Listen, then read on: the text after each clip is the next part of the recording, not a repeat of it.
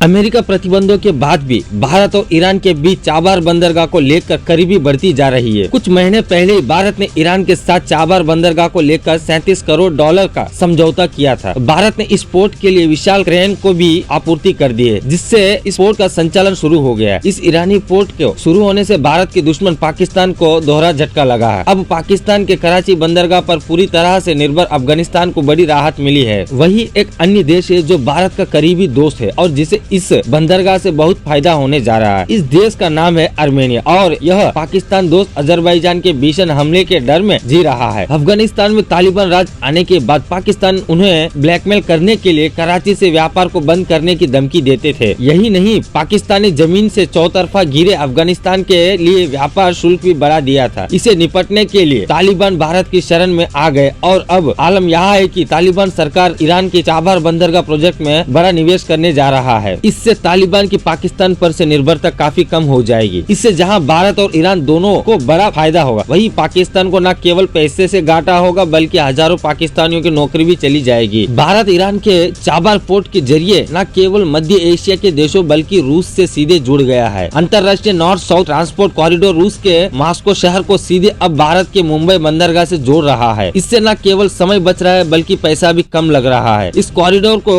शुरू होने के बाद अब व्यापार में तेजी आ रही है और आने वाले कुछ वर्षों में यह पूरा इलाका बदल सकता है। भारत को उम्मीद है कि इस पोर्ट से वह न केवल विभिन्न ताकतों के बीच तनाव कम होगा, वही इससे पाकिस्तान और चीन के ग्वादर पोर्ट के प्लान को जवाब दिया जा सकेगा। चाबहार पोर्ट भारत के रूस के बीच 7,200 किलोमीटर लंबे INST कॉरिडोर को कनेक्ट करेगा। इसको लेकर रूस, ईरान और भारत ने साल 2000 में एक समझौता किया था। अब इसमें तुर्की, Azerbaijan, Kazakhstan, Armenia, Belarus, Tajikistan, Kyrgyzstan, Oman, Ukraine और सीरिया भी शामिल हो गए हैं। भारत और बाल्टिक सागर के बीच व्यापार रास्ते से वर्तमान स्वेज नहर से रास्तों को मुकाबले 30 से 40% सस्ता होगा। इस कॉरिडोर से एक और देश जिसे सबसे ज्यादा फायदा होगा उसका नाम आर्मेनिया है, जो अजरबैजान से जंग लड़ चुका है। अजरबैजान को पाकिस्तान और तुर्की से हथियार मिलते हैं। अजरबैजान के खतरों को देखते हुए आर्मेनिया भारत से जमकर हथियार खरीद रहा है। इस साल जनवरी महीने में आर्मेनिया को ईरान ने भारत संग व्यापार करने के लिए रास्ता दे दिया था। यह व्यापार चाबहार और बंदर अब्बास पोर्ट के जरिए किया जा रहा है। भारत अपने हथियारों को भी इसी रास्ते में आर्मेनिया को भेज रहा है। भारत आर्मेनिया के रास्ते आसानी से और तेजी से रूस तक पहुँच सकता है। इस वजह से आर्मेनिया की नजर INSTC पर है। आर्मेनिया चाहता है कि वह भारत और रूस तथा अन्य यूरोपीय देशों के बीच माल भेजने का जरिया बने। इससे पूरा यूरोप भारत से आसानी से जुड़ जाएगा। अभी भारत अजरबैजान के इलाके से रूस तक सामान पहुंचाता रहा है। भारत में अजरबैजान, तुर्की और पाकिस्तान की दोस्ती को लेकर चिंता है। इसी वजह से भारत आर्मेनिया के रास्ते को प्राथमिकता दे रहा है।